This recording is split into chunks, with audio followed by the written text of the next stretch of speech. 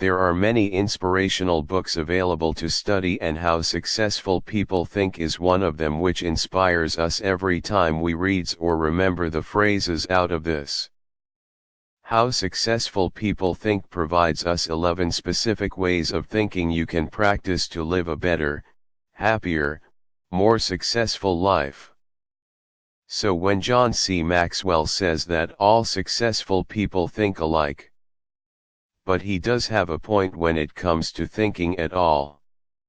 That, they sure do, as opposed to most folks, who just live day to day, month to month, paycheck to paycheck.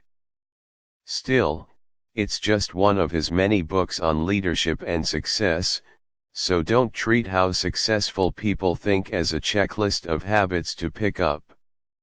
While it outlines 11 specific kinds of 1. Thinking big picture. 2. Focused. 3. Creative. 4. Realistic. 5. Strategic. 6. Possibility. 7. Reflective. 8. Popular. 9. Shared. 10. Unselfish.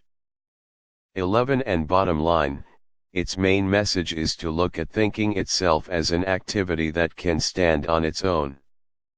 Having said that, here are 3 of those particular types of thinking to help you start exploring.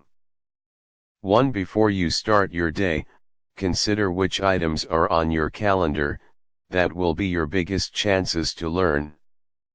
2. A very simple way to practice being creative is to list more possible choices when making a decision. 3. If someone wrote your obituary for tomorrow's paper, what would it say about your contributions to society? Lesson 1. Look for learning opportunities in your schedule each day. If you're someone who gets stressed out by rather small problems like that, maybe John's tactic can help you. Before you begin your day, look at all appointments on your calendar, and think about which ones will be the biggest learning opportunities.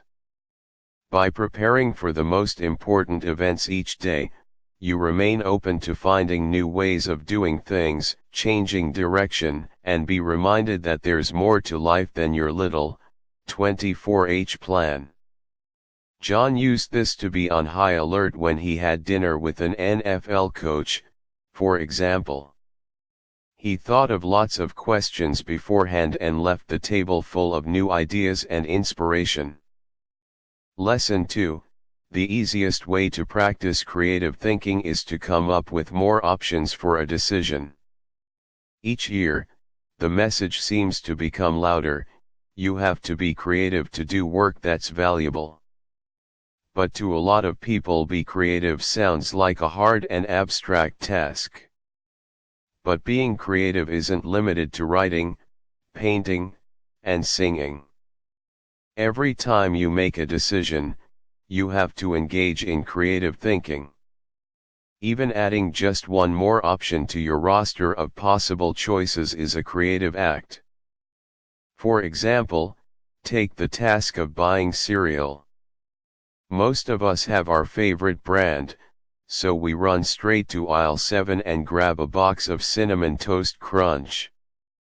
But what if you considered a new option? As soon as you start to wonder what Cocoa Puffs taste like, how crunchy they might be, and why they turn the milk a brown color, you're thinking creatively. I know our school system has us wired to believe there's only one answer to each question, but that's not the case. Instead of looking for the only option, think about how you can find the best out of many. That's what creative people do. Lesson 3. Imagine you found your own obituary in tomorrow's newspaper. What would it say about how you treated others? Many young people don't read newspapers anymore, but just imagine opening tomorrow's edition of your local tabloid only to find an article titled "The Merchant of Death is Dead" in the obituary section, and it's about you. That's what happened to Alfred Nobel, a famous Swedish inventor in the late 1800s. The reporter had confused him with his brother, thus writing about how the inventor of dynamite had finally been blown away. Faced with the ugly truth about how people would remember him if he died soon, Nobel decided to do something a little more, well, noble. In his will, he postulated that over 90% of his vast fortune be used to award prizes to the brightest minds in several scientific, literary, and academic fields. That's how the Nobel Prize was born. What's the lesson? Sometimes, the best way to make our own problems go away is to focus on the problems of others. By contributing to something bigger than ourselves, we practice unselfish thinking. For example, yesterday, I spent all day helping my sister move. I didn't get any work done, but I had a great night's sleep, because I knew I had done something useful. You can do this in small and in big ways, but it always works. This book is as an occasional source of inspiration and making thinking itself a habit. Even if all how successful people think does is get you to set aside a few minutes of your time to practice thinking as a standalone activity.